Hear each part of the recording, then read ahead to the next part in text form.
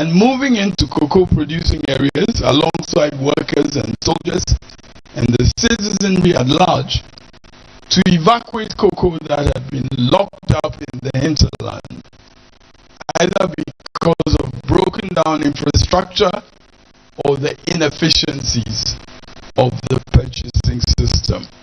The involvement of PNDC Chairman Rawlings himself in even personally carrying cocoa on his back provided an impetus to this initiative. Apart from the nation earning vitally needed foreign exchange from the nation, of the central role of the cocoa farmer in generating the wealth of the nation.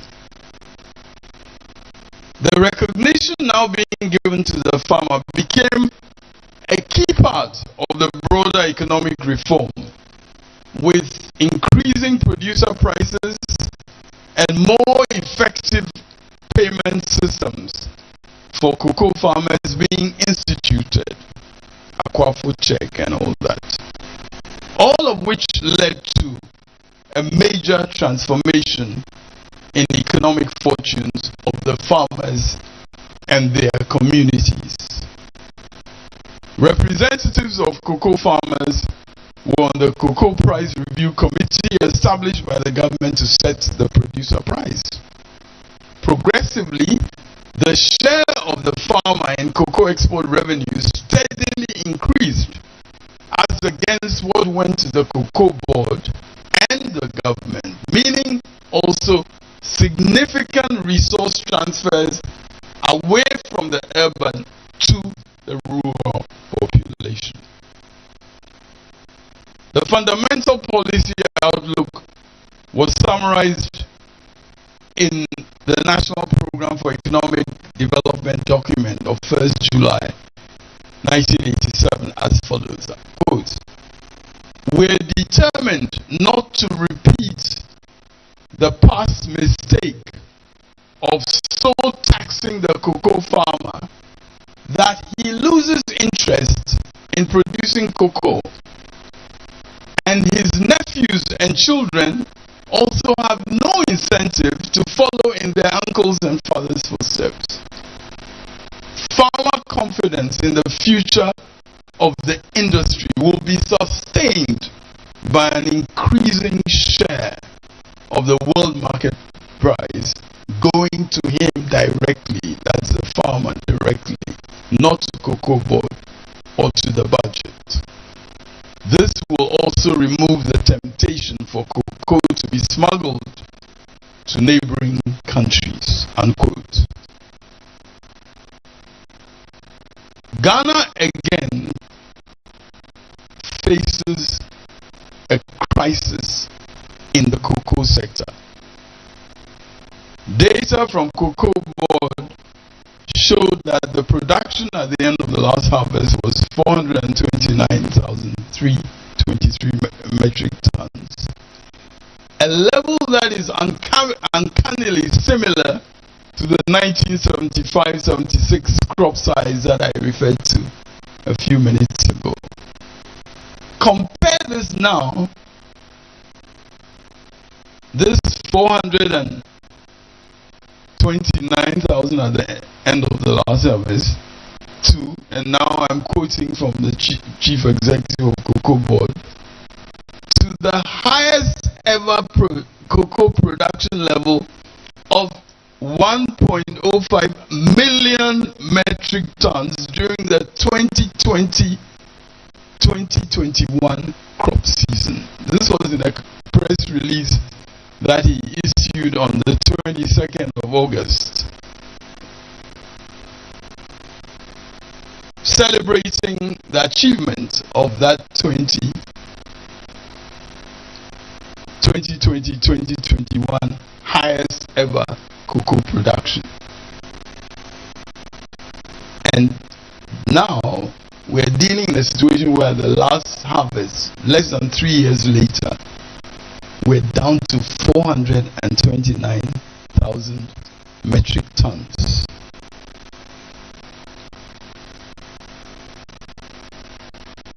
It is all the more astonishing that this dramatic plunge in production levels within 3 years comes after what the chief executive of Cocoa Board says about, and again I'm quoting him, a profit of Ghana cedis 2.3 billion during the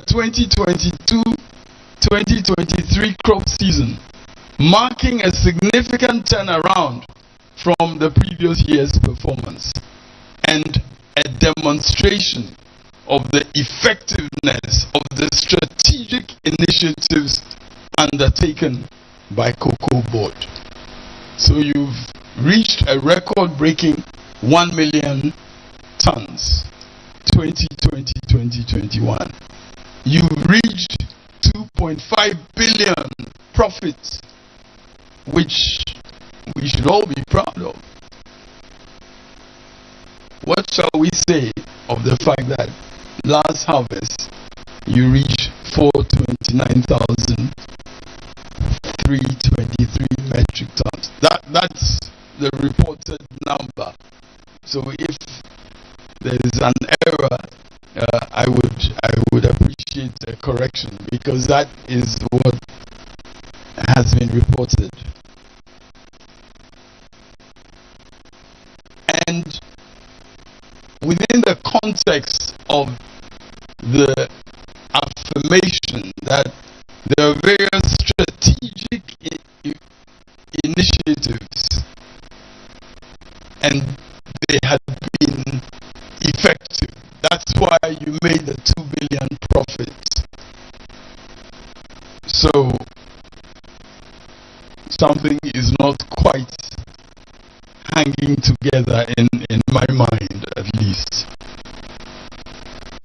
With production in decline, the cocoa marketing company is not able to meet contractual obligations to buyers.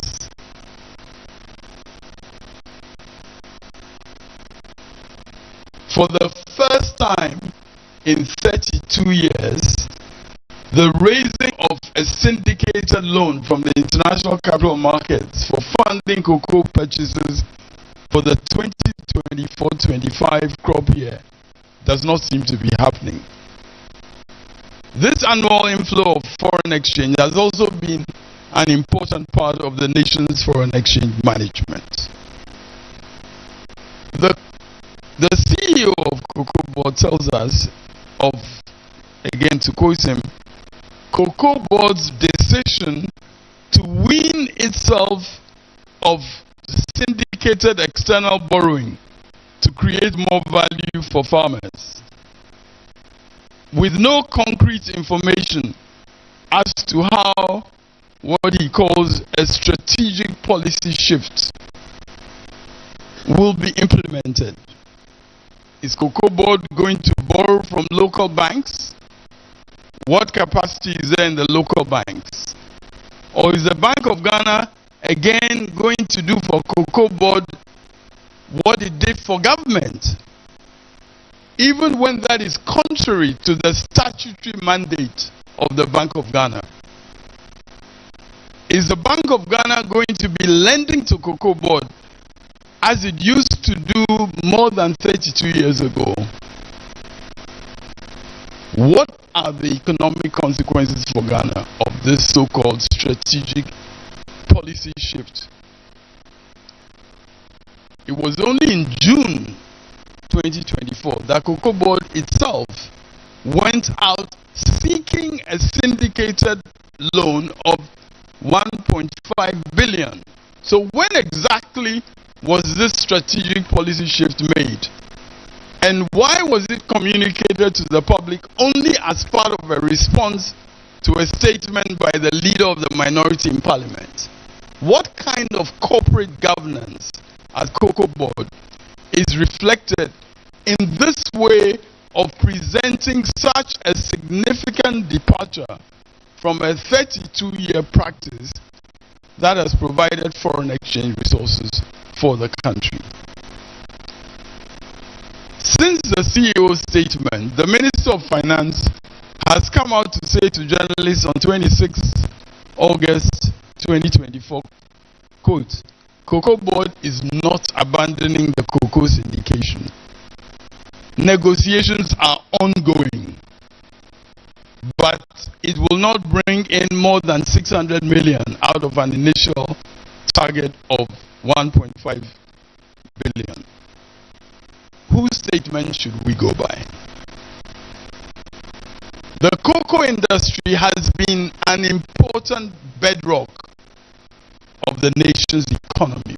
Much investment has been made by the nation in the industry, and its future is critical to the potential of Ghana to rise from the ashes. Clearly, with the dramatic decline in cocoa production, foreign exchange resources we may have been projecting from the sale of cocoa over the next few years will need revising and alternatives actively pursued.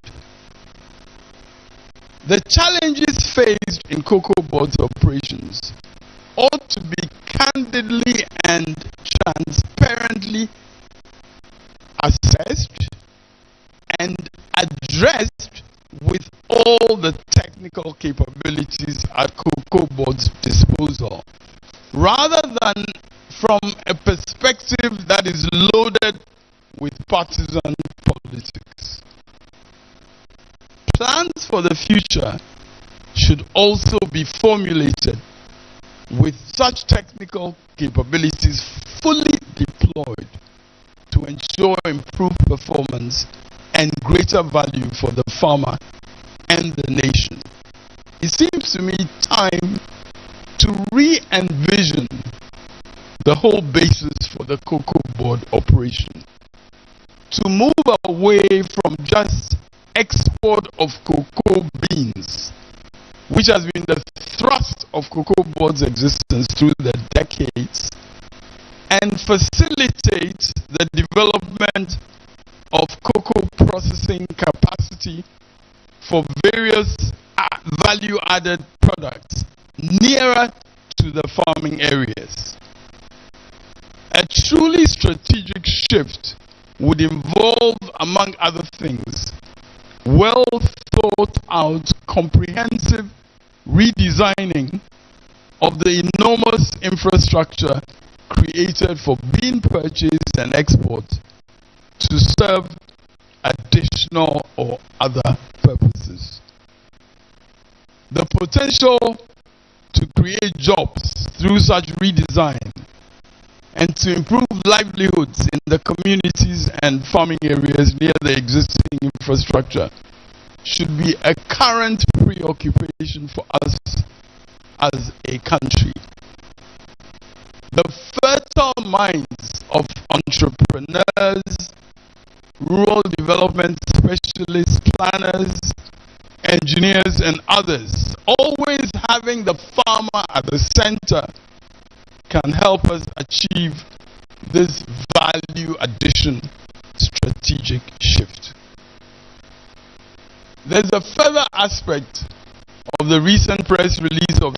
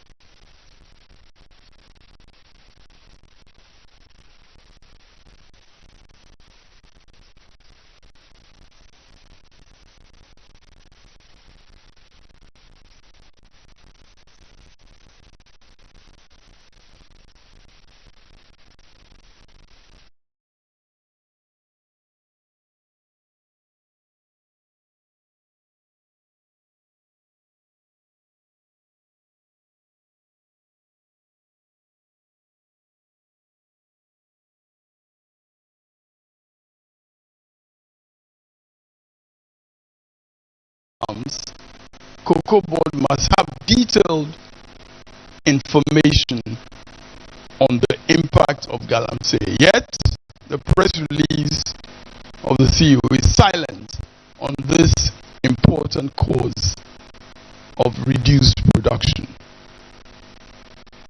More and more people, the youth and some chiefs in communities around the cocoa growing areas particularly, journalists, civil society organizations, health professionals are expressing their dismay over the destructive impact of Galamsey.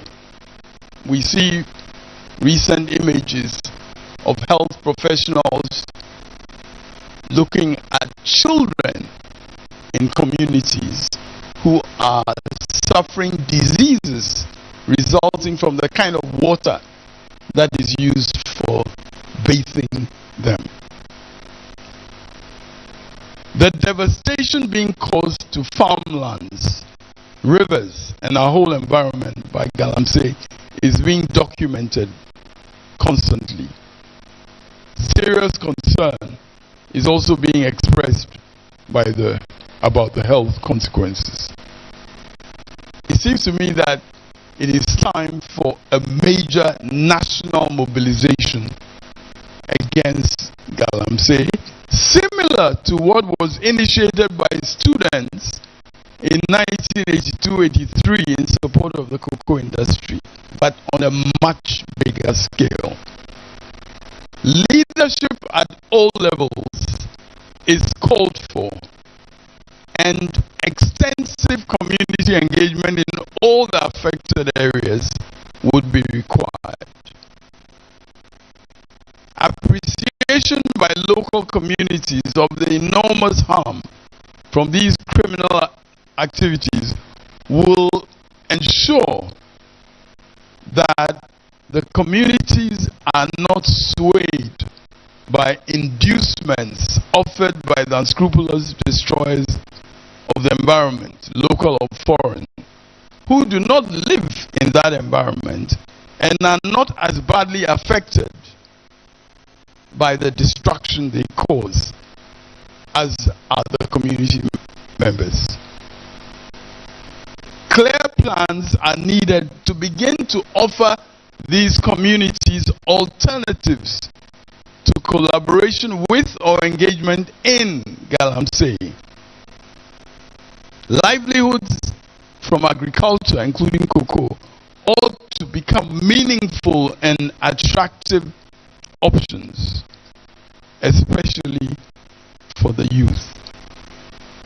Concessional funding is likely to be available for this campaign as part of rehabilitating the cocoa sector. You see, I mean, on the face of it, we seem to have tried a lot of things.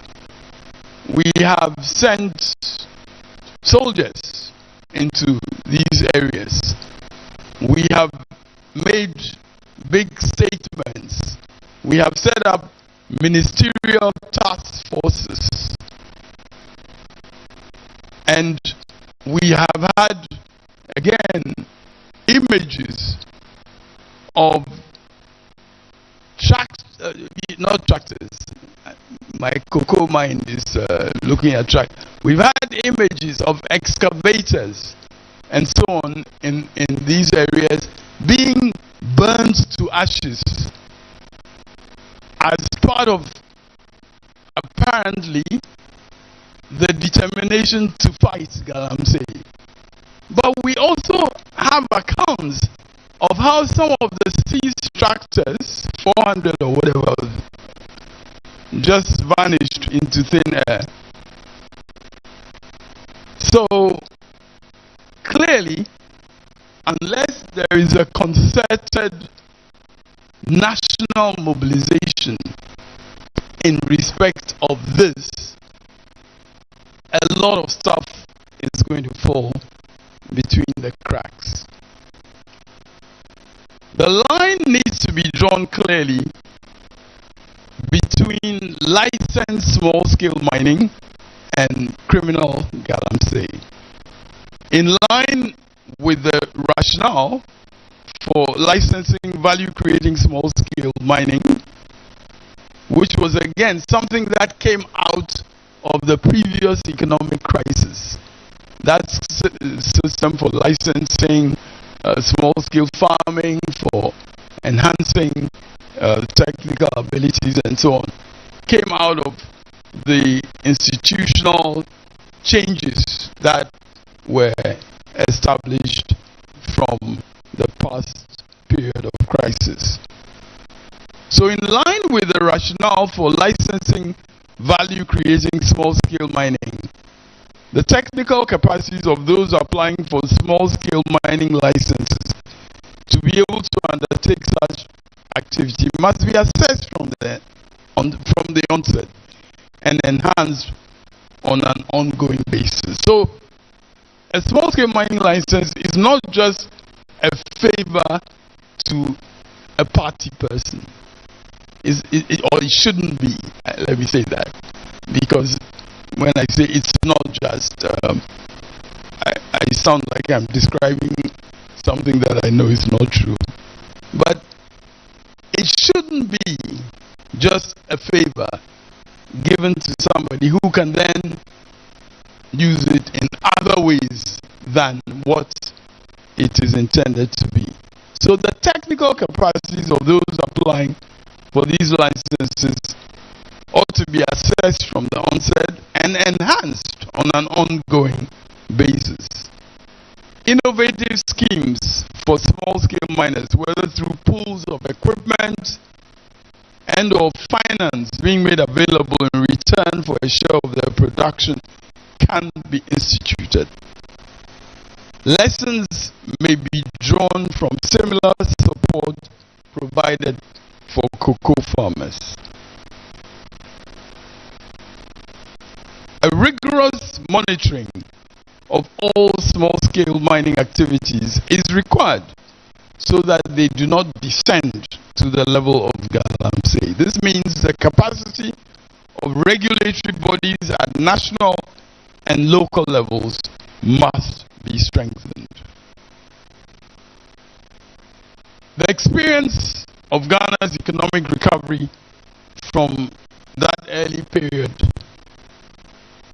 that I have been referring to also illustrates how resources made available by the IMF facilitated additional resources from the World Bank and other donors, usually longer-term resources.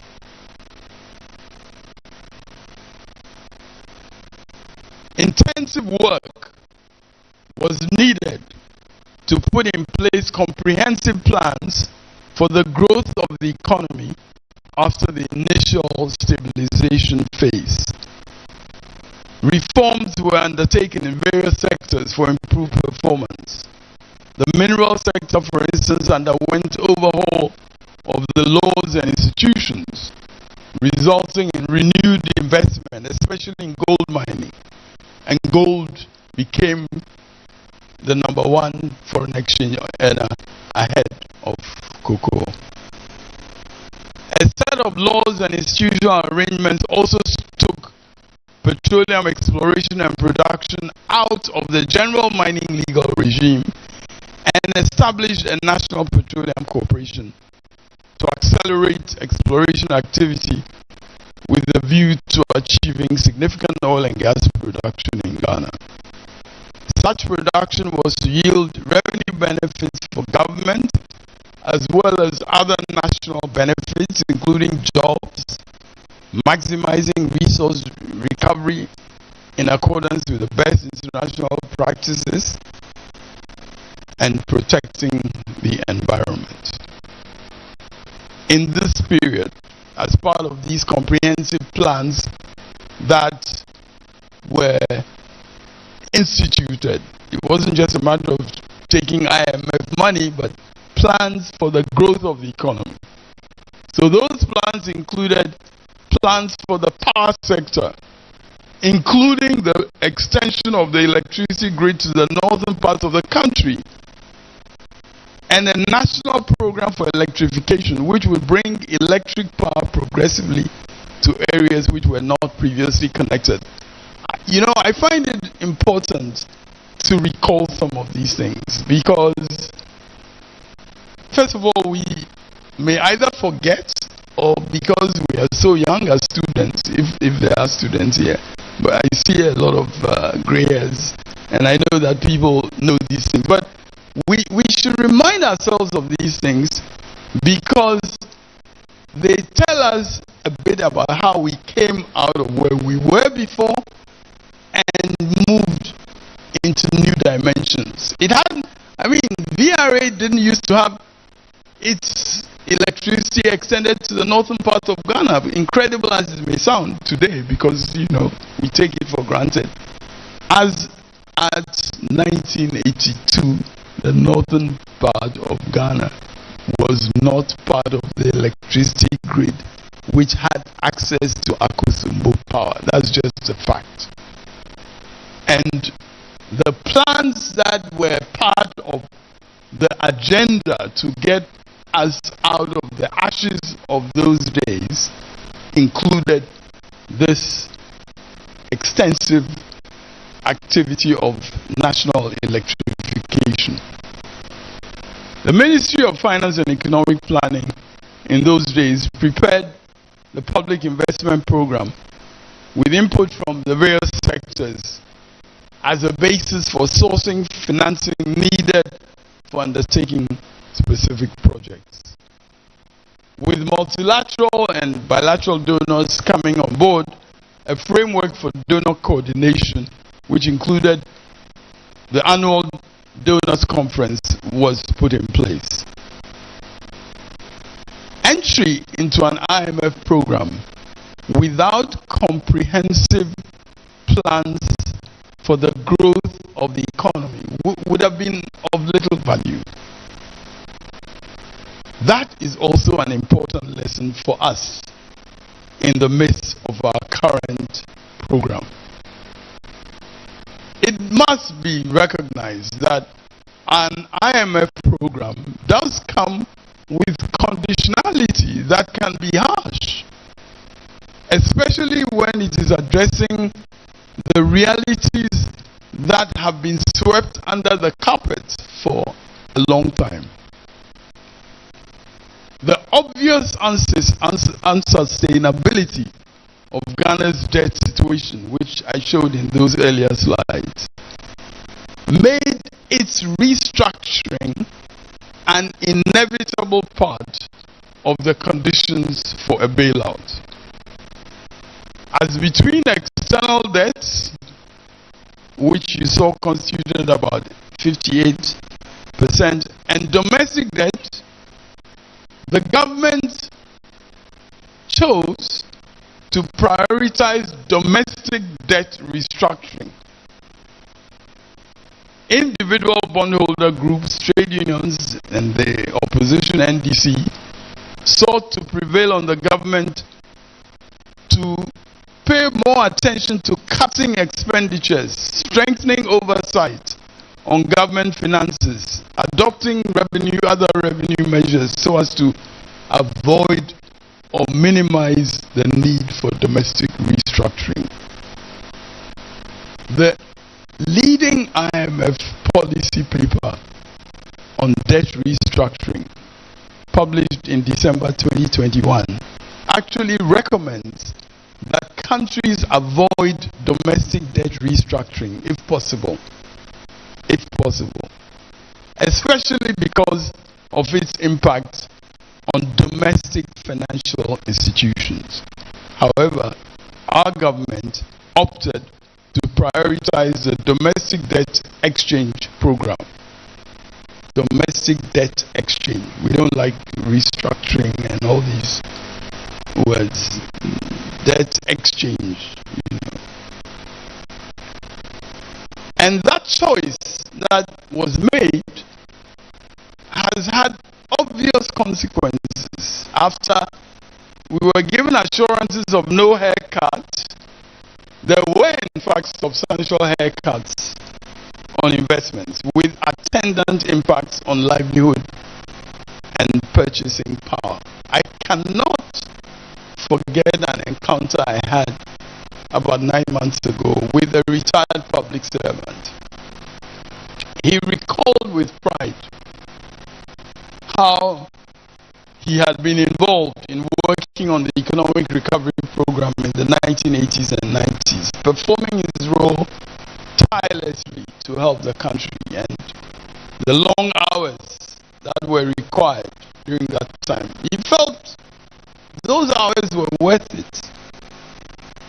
But having his meager pension now reduced by decisions of the government, which is the government that had plunged the country into a current crisis, he thought was not fair. He was visibly emotional at what he felt was insensitivity to the situation of people like him. This was indeed why even a former Chief Justice found it necessary to join in picketing at the Ministry of Finance in solidarity with pensioners. Local banks also suffered the impact of this debt exchange, and that impact included having the confidence of the public in them undermined. Considering that enormous resources had been expended by the government in what it referred to as a cleanup of the banking sector a few years ago, weakening those banks that you have cleaned up within a few years of the cleanup is rather strange. More especially when an IMF expert has made the case for avoiding domestic debt restructuring if possible. Of course, you know, when you're on the outside, you don't know all the factors that led to those choices. So, in a sense, I'm raising a question which is open to discussion and to further clarification. That choice is the choice that the government made to prioritize the domestic debt restructuring or the domestic debt exchange.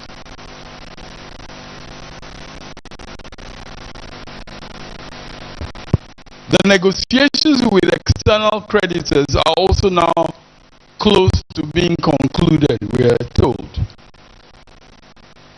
The new schedules for the debt repayment will form the framework of economic planning for the new government from January 2025. It must be emphasized that even after the conclusion of the debt restructuring and re-establishment of access to international capital markets, the new government will have to ensure prudent economic management with efficient and effective use of limited resources, rather than resorting to the very kind of borrowing that has led to the current crisis. That is why we must look closely at what are potentially available resources for the recovery that we are optimistically looking forward to.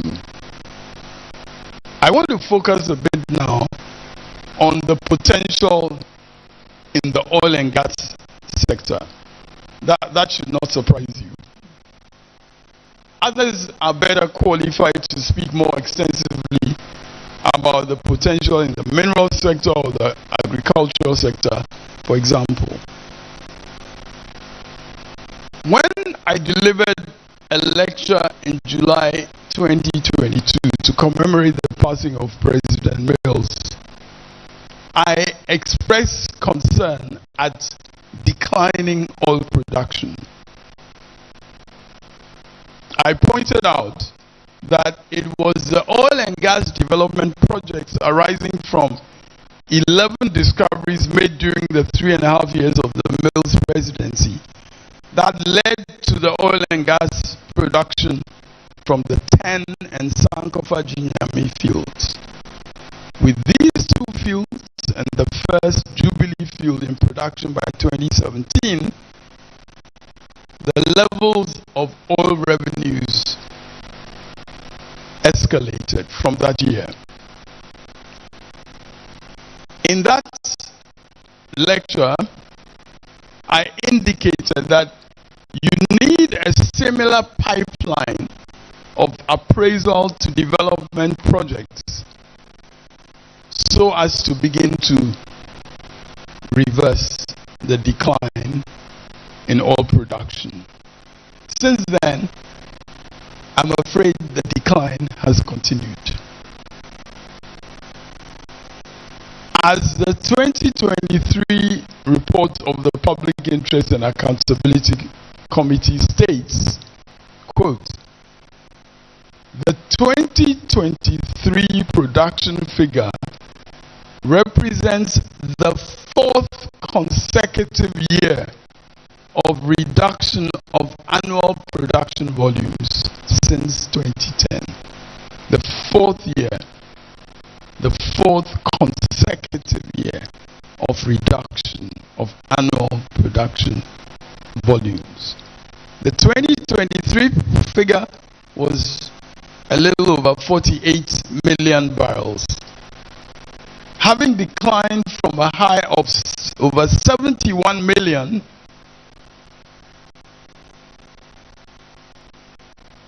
in 2020, that is a high in 2019 of 71 million.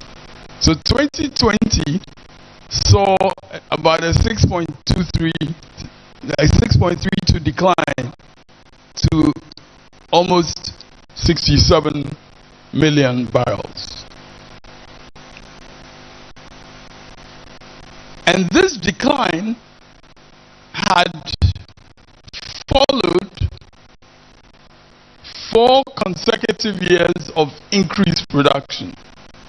So you have 4 years of increase and then a decline.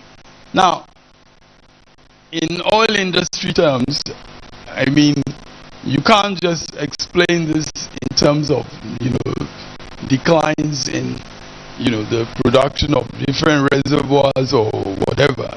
That is not a sufficient explanation. So, we'll come to the issues related to that in a moment. Now, with high oil prices in 2022, even though there was a significant decline in production, revenues actually exceeded the 2019 revenues. Slide that. Yeah. So this is from the Public Interest and Accountability Committee's, in terms of the green bars, you will see from the highest point 2019, it comes down a little bit 2020, then a little bit more in 2021, a little bit again in 2022, and then 2023 continues. So that is quite a significant picture to have in mind. And then when you look at the next image, you will see the point that I just made.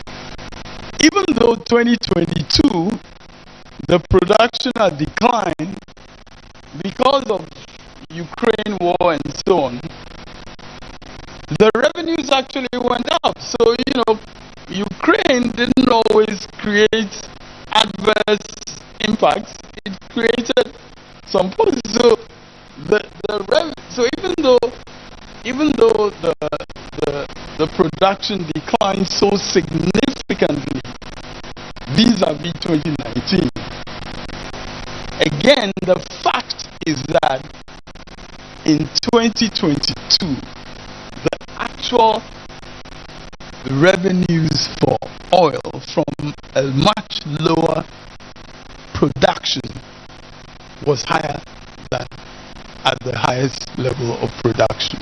So again, let's just deal with the facts about the Ukraine war and COVID-19. I'm not going to talk about COVID-19. I know some people are very exercised about that these days on social media, but anyway, so this reality that I'm talking about also points to some of the complexities arising from global trade and the impact that there can be on us from these complexities. Now, there is also something very striking. I want you to keep the revenues slide. Yeah, just keep it there for a while. What is also striking is that since 2017 to 2023, that is within this current government, something like 6.39 billion accrued to Ghana, almost twice the amount of revenue that accrued to the two previous governments from 2011 to 2016. So, out of the cumulative revenue of almost 10 billion, let's say 9.85, almost 10 billion,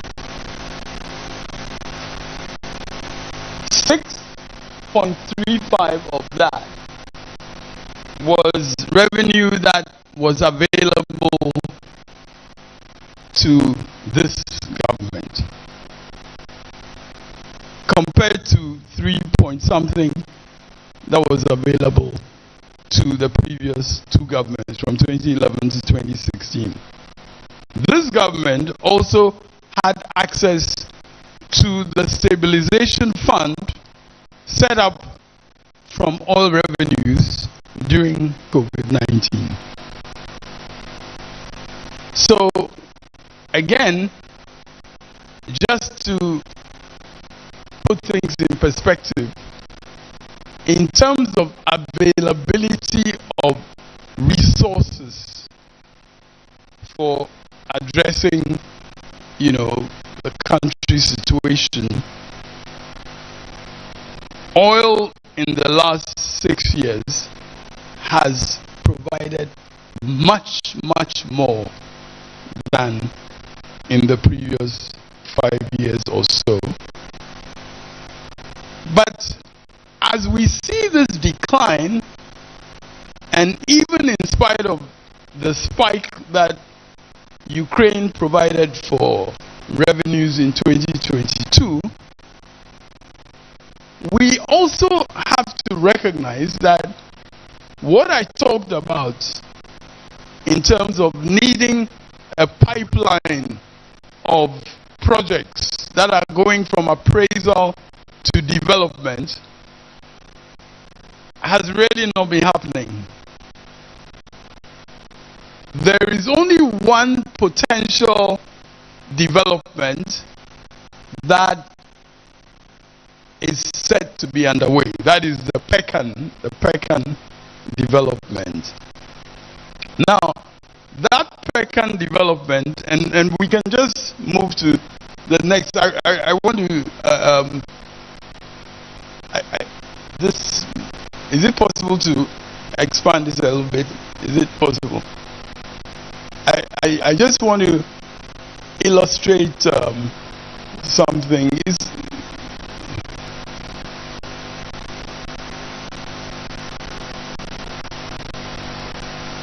Okay, so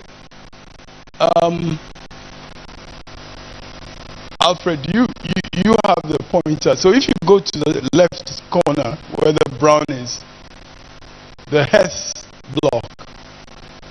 It says Hess. Okay.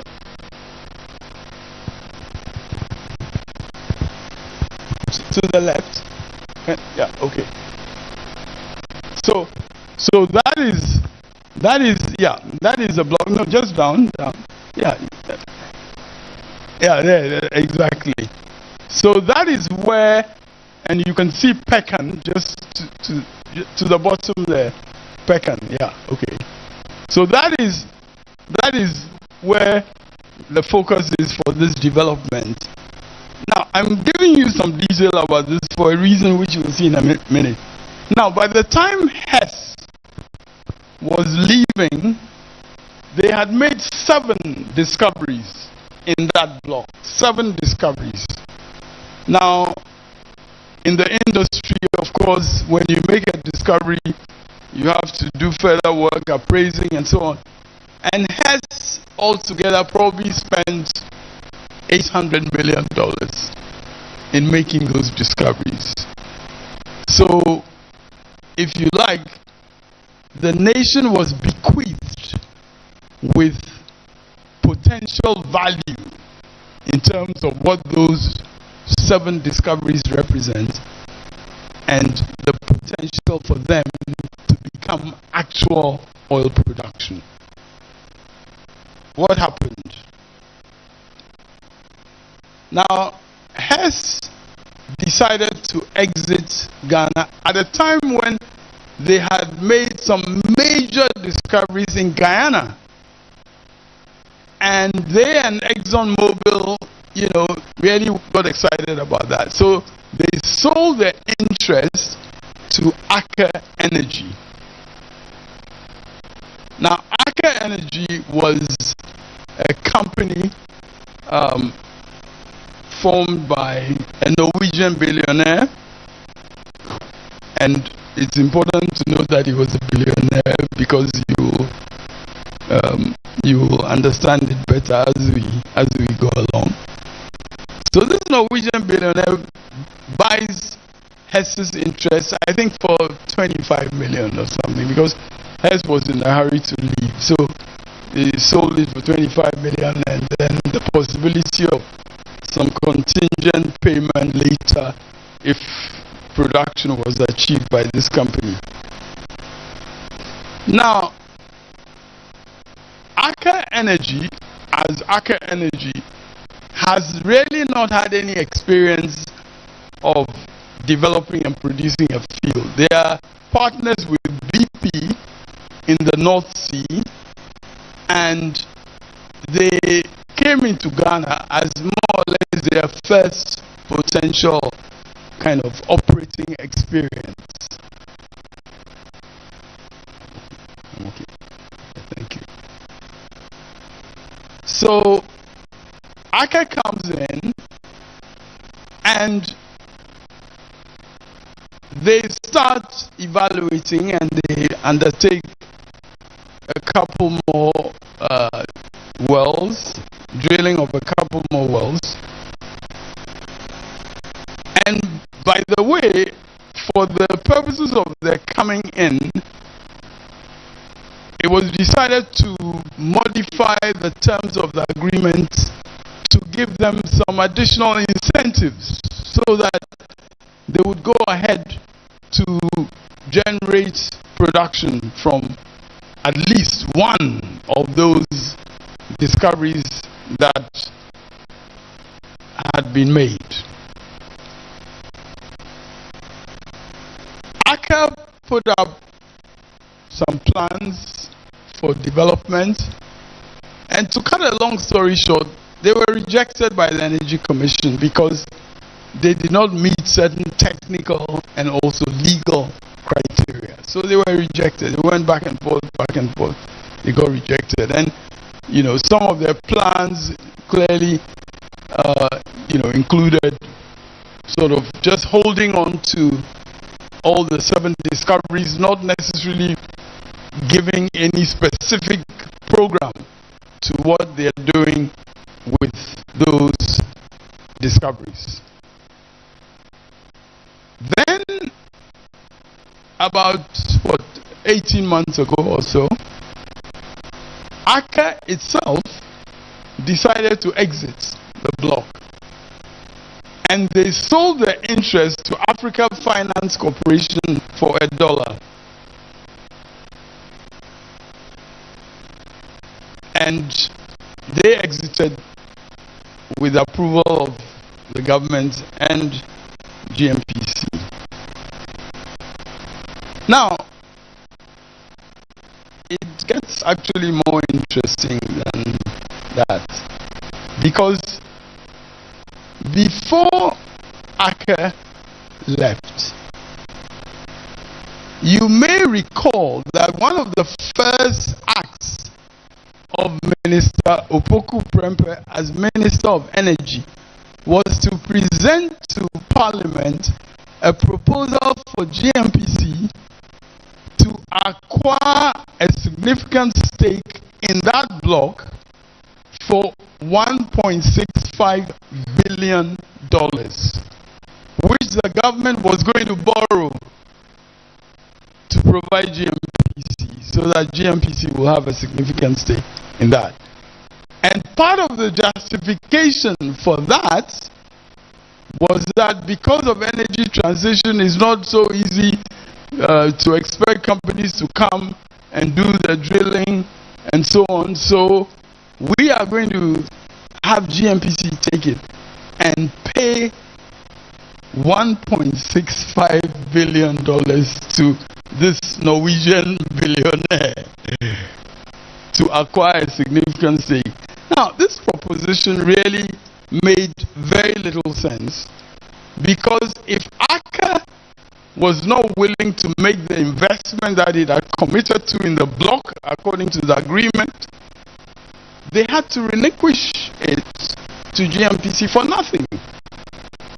So why are we going to pay them 1.65 billion? What, I mean, anyway, so what this shows is a decision making about our natural resources which does not appear to be advancing the national interest in deriving the maximum benefit from those resources. That is what is evident. Mercifully, with all the agitation, civil society and all that,